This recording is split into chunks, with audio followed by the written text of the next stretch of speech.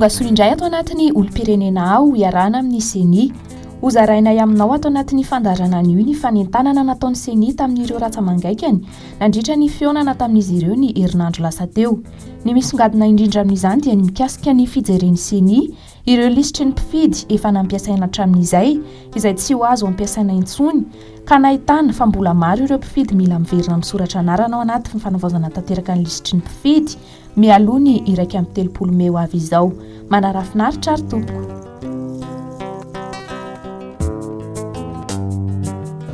Izay zany agnetana antsika rehetra amina fokotany izay magnatriky etoana mba anao ny aitsika faran'izay herintsika hitady an'ireo olona izay voasoratra tao anatin'ilay lisitra nanaovana fanavaozana isa-taona izy teo aloha indrindra ka mbola tsy tafiditry anatin'ity lisitra anaovantsika fanavaozana tanteraka ty.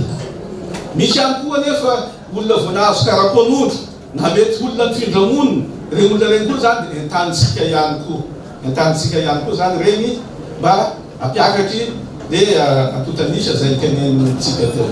Ny olom-pirenena rehetra mananjo hifidy dia entanina isoratra anarana ao amin'ny lisitry ny mpifidy hatramin'ny iraika amby 30 meo avy izao eny anivon'ny fokotany.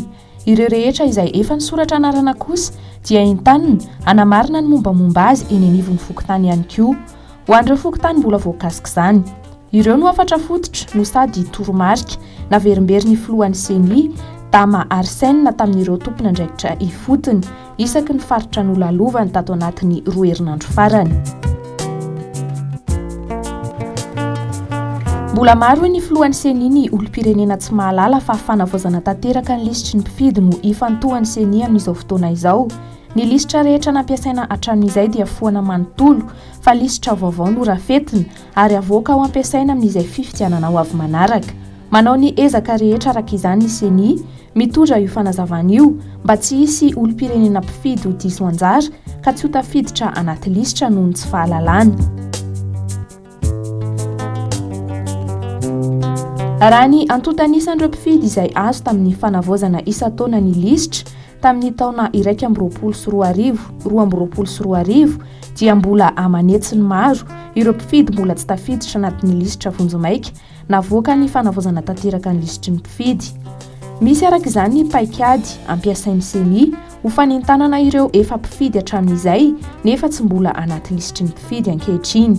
Efa eny anivon'ny fokotany ireo anaran'olona izay hita tao anatin'ny antotan-kevitry ny lisitra teo aloha kanefa tsy mbola tafiditra, mbola tsy soratra anarana amin'ny lisitra vaovao amin'ny alalan'ity fanavaozana tanteraka ity koa dia entanina izy ireny ary ny rantsamangaikany ny CENI ny fokotany dia efa manentana ihany koa antsika rehetra hatrany anivon'ny tokantrano rehetra ny amin'ny anatonana ny mpanisa mpifidy eo anivon'ny fokotany zany ahafahana misoratra anarana ho isan'ny mpifidy amin'izao fanavaozana tanteraka ny lisitra mpifidy izao.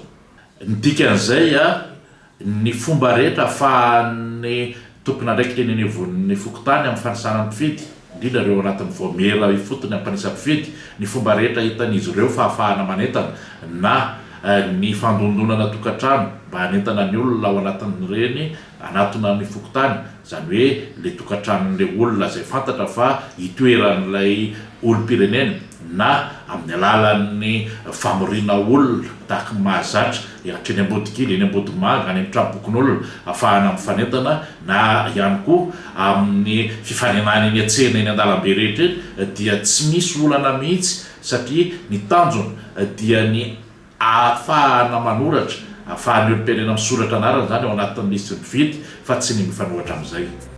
Amafisina trano fa isan'ireo fepetra takiany lalàna amin'ny fahafahana misitraka ny zo rehetra mampifidy ny fisoratana anarana ao amin'ny lisitry ny mpifidy. Izany indrindra no anairan'ny CENI antsika olom-pirenena fa mbola manana andro vitsy isika raha toa ka tsy mbola nisoratra anarana. Mankasitraka anao nanjoy ny fandarana hatramin'ny farany, aza adinoina ny fotoanantsika isaky ny talata sy ny alakamisy amin'ny ora toy izao hatrany. Mandrapitafa tompoko.